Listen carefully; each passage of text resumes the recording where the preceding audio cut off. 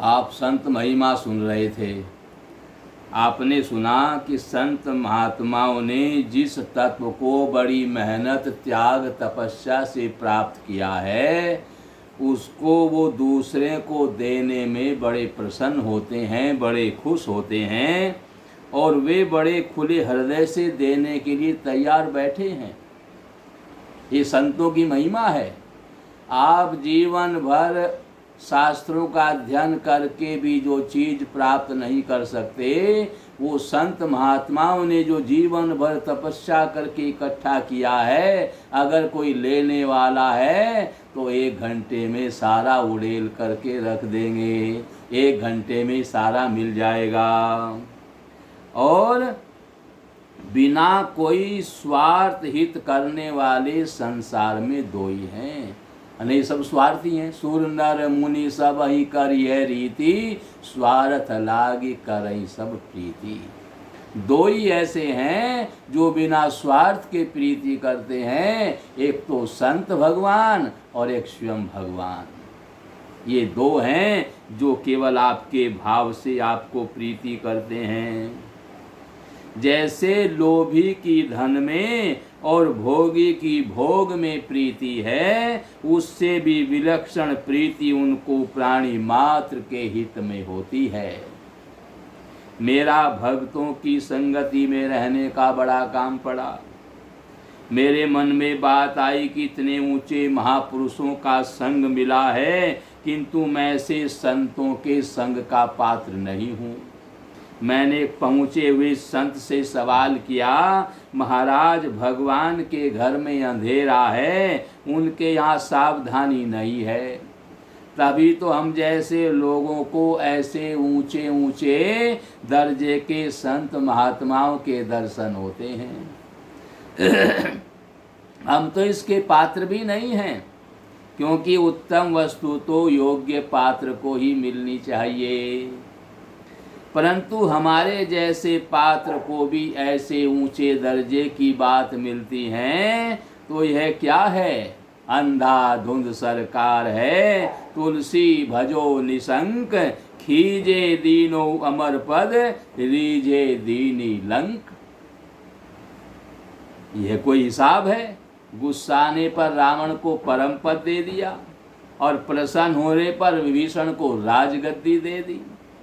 ऐसा पूछने पर मुझे जवाब मिला कि बात ठीक है, कन्या के लिए योग्य वर ही ढूंढना चाहिए, किंतु कन्या बड़ी हो जाए और योग्य वर ना मिले तो जैसा वर मिले उसके हाथ ही ब्याहना पड़ता है। तो ऐसे तो हम लोग और हमें मिले ऐसी मार्मिक बातें। लोग कहते हैं कि अच्छे पुरुष मिलते नहीं, और मैं कहता हूँ कि हम अच्छे पुरुषों के लायक नहीं हैं। आप लोगों में से एक बात पूछता हूँ, क्या आपको अभी तक अपने से ऊंचे दर्जे के पुरुष मिले हैं?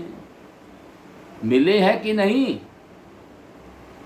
यदि मिला है तो क्या आपने उनसे पूरा लाभ ले लिया है? यदि नहीं लिया तो उनसे बड़े संत पुरुष मिलने पर आप लाभ कैसे ले लेंगे? उनसे पूरा लाभ ले लो, क्या निहाल हो जाएंगे उनसे मिलकर।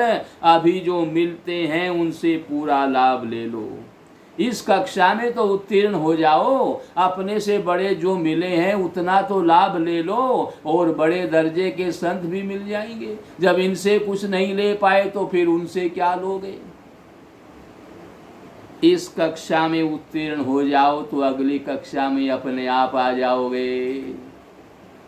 इन संतों से कुछ ले लोगे तो और बड़े संतों से भी आपको अपने आप मिल जाएगा। उसके बाद भगवान अपने आप अगली कक्षा में भेज देंगे।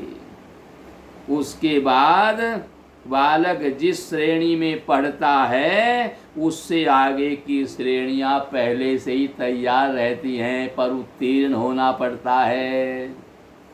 भगवान तो प्रधानाध्यापक हैं, कृष्णम वंदे जगत गुरुम।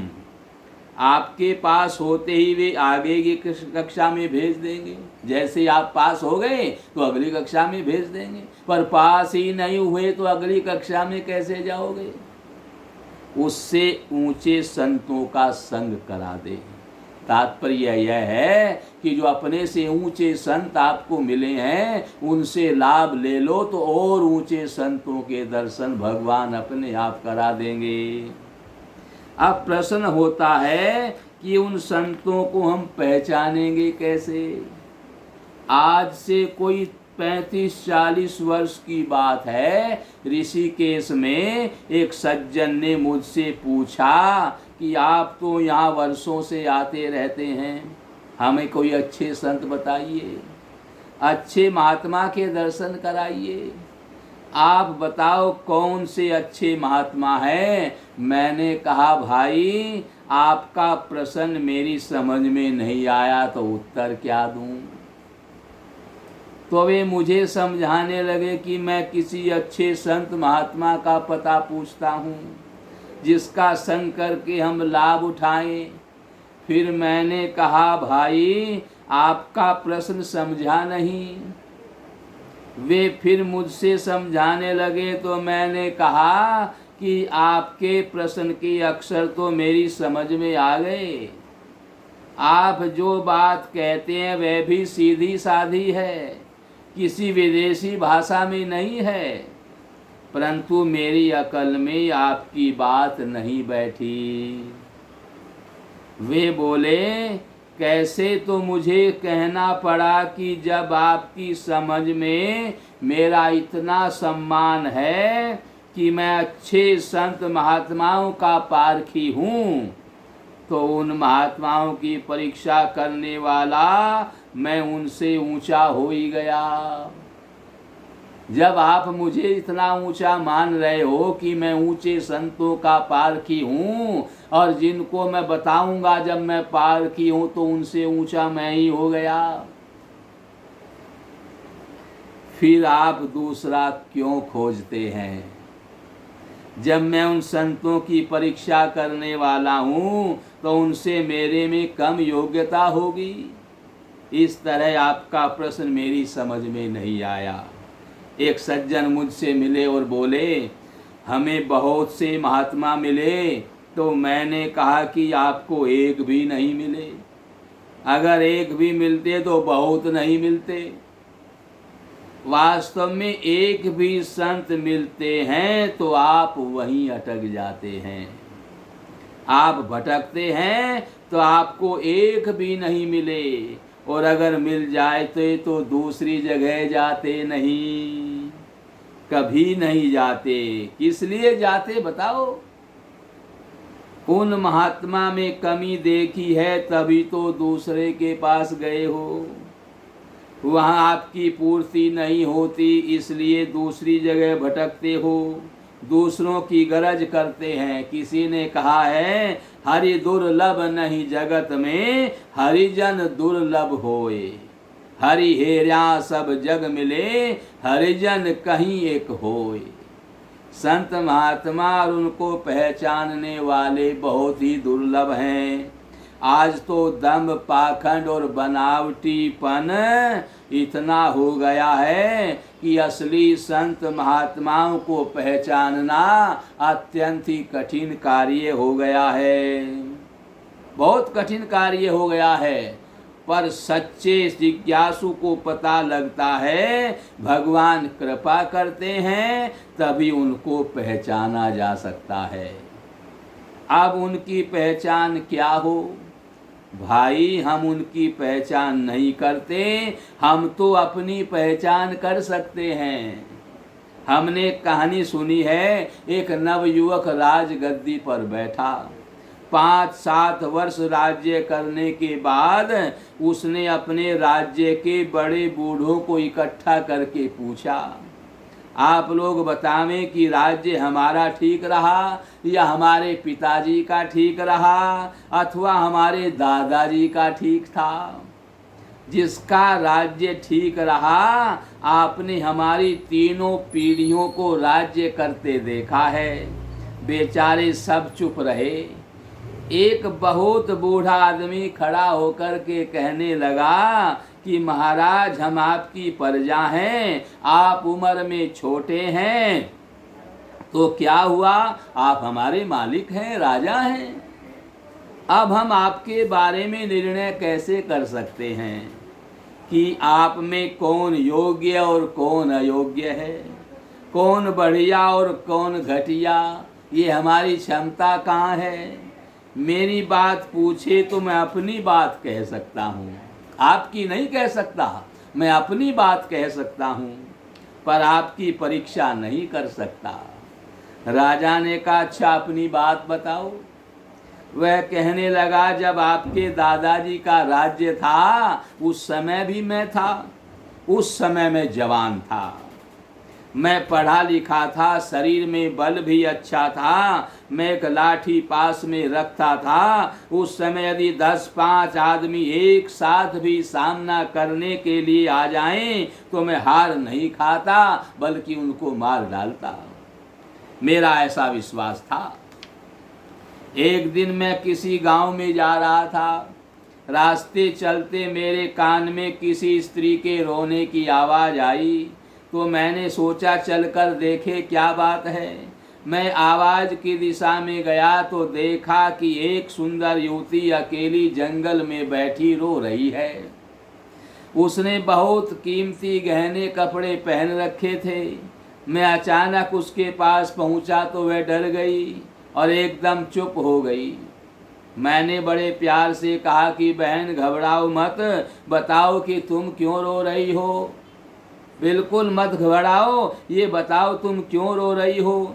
मेरे ऐसा कहने पर वह आश्वस्त हुई और बोली, मैं पीहर से ससुराल जा रही थी और साथ में 2-4 बैलगाड़ियाँ और ऊँट थे। रास्ते में डाकू मिल गए तो उनसे मुठभेड़ हो गई। मेरे संबंधी और डाकू आपस में लड़ने लगे। मुझे डर लगा तो भागकर जंगल में चली आई और यहाँ करके बैठ गई। अब उनका क्या हाल हुआ यह तो भगवान जाने, किंतु मैं किधर जाऊं यह भी मुझे रास्ता मालूम नहीं है। मेरा जन्म गांव तो दूर रह गया, लेकिन ससुराल गांव पास ही में है, ऐसा मेरा अंदाज है। लेकिन मैं जानती नहीं क्या करूं, यह सोच कर के रोना आ रहा है। इस तरह कहकर उसने मुझे अपने ससुराल का पता बताया। मैं उस गांव को जानता था, इसलिए मैंने उससे कहा, बहन तुम चलो, डरने की कोई बात नहीं है, मैं तुम्हारे साथ चलूँगा। पूछने पर उसने अपने ससुर का नाम कागज पर लिख कर के बताया। मैं उसके ससुर को भी जानता था, इसलिए उसे उसके ससुराल ले गया। रात हो चुकी थी, सब लोग तरह तरह की चिंता कर रहे थे। वे लोग बहुत दुखी थे क्योंकि बहू के शरीर पर बहुत कीमती गहने और कपड़े थे। बहू को सही सलामत पहुंची देख करके सबके मन में प्रसन्नता छा गई। उस स्त्री ने अपने घर वालों से कहा कि सज्जन को मैं पिता कहूँ या भाई कहूँ। इन्होंने मुझे बड़े प्यार से धीरज दिलाया और यहाँ तक पहुँचाया। उसके ससुर मुझे इनाम देने के लिए 500-700 रुपये देने लगे और लेने का आग्रह करने लगे। मैंने अपना कर्तव्य समझ करके मना कर दिया और कहा कि मैंने अपना कर्तव्य समझ करके यह काम किया था कि कोई दुखी है तो उसका दुख दूर हो जाए, इसलिए मैंने रुपये नहीं लिए। मैंने मन में सोचा कि अपने कर्तव्य पालन की बिक्री नहीं करूँगा। मेरे मन में रुपये न लेने का बड़ा संतोष रहा और मैं वापस चला आया। यह बात तो आपके दादाजी के समय की थी। इसके बाद आपके पिताजी का राज्य आया। उनके राज्य काल के 5-7 वर्ष बीतने पर एक बार मेरे व्यापार में घाटा लग गया। धन की तंगी हुई तो मेरे मन में बात आने लगी, उस समय इतना अच्छा अवसर मिला था, 10-15 हजार का तो गहना ही था अकेली स्त्री थी, एक थप्पड़ मारता तो सारा गहना जेवर मिल जाता। आज यह दुख नहीं भोगना पड़ता। उस समय बड़ी भूल हो गई, अब पछताने से क्या होता है। जब वे इनाम देने लगे तब भी नहीं लिया। बड़ाई का भूखा आज तंगी भोग रहा हूँ। इस प्रकार के भाव मेरे मन में आए। और महाराज, आप तो अवस्था में मेरे पोते के समान हैं। आपके सामने कहने में तो लज्जा आती है। अब तो मन में ऐसा भाव आ रहा है कि उस समय उस स्त्री को समझा बुझा कर या धमका कर अपनी स्त्री बना लेता तो आज वह मेरी सेवा करती और धन भी मिल जाता। परंतु अब तो बात हाथ से निकल गई, पछताने से क्या लाभ है। इस तरह महाराज, हम तो अपने मन की बात बता सकते हैं और आप राजाओं का निर्णय कौन करे। आपका निर्णय करने की ताकत हम में कहाँ है। राजा समझ गया कि बुढ़ा बहुत बुद्धिमान है, यथा राजा तथा प्रजा। यह बात भी कह दी और हमें रुष्ट भी नहीं किया। इस तरह संतों की पहचान हम नहीं कर सकते कि ये कहाँ तक पहुँचे हैं, किंतु उनके पास जाने के हमारे मन में, उनके पास जाने से हमारे मन में मच रही हलचल शांत होती हो, बिना पूछे शंकाओं का समाधान होता हो, मन में संतोष होता हो, अपने में दैवी संपदा के गुण आते हों, अर्थात दया, क्षमा, उदारता, त्याग, संतोष, नीति, धर्म आदि की वृद्धि होती हो, दुर्गुण दुराचार दिखने लगे और घटने लगे आदि की वृद्धि होती हो, तो जिन महापुरुषों के संग अथवा दर्शनों से ऐसी विलक्षणताएं आती हों तो हम अंदाज लगा सकते हैं। परंतु संतों की पहचान हम क्या कहें, हमको क्या पता कि वे कैसे हैं। इसके अलावा हम गरीब हों अथवा धनी हों, जिनके मन में हमारी कोई गरज नहीं दिखती, हम धनी हों तो कुछ ज़्यादा आदर करें और गरीब हैं तो निरादर करें, हमसे वे कुछ स्वार्थ सिद्ध करना चाहें, ऐसा हमें कभी लगता ही नहीं। कभी भी हम उनसे ज्ञान योग, भक्ति योग, कर्म योग आदि की बातें पूछते हैं तो उनसे भी आगे की बातें बता देते हैं। हमारी दृष्टि में सगुण निर्गुण साकार निराकार के तत्व को जानने वाला उनसे बढ़कर कोई दिखता नहीं। ऐसे महापुरुषों का संग मिल जाए तो अपना दिल खोल कर रखने से बड़ा लाभ है। सरल स्वभाव न मन कुटिलाई। ऐसे संतों के पास सरल हृदय से जाएं, अपनी विद्वत्ता प्रख्यापित करने के लिए, चतुर कहराने के लिए सवाल ना करें, अपने हृदय की गुत्थियां सुलझाने के लिए, अपनी उलझन मिटाने के लिए सरलता से प्रसन्न करें तो विशेष लाभ होगा। बस आगे का सत्संग कल होगा और संतों की महिमा आपको कल आगे सुनाई जाएगी।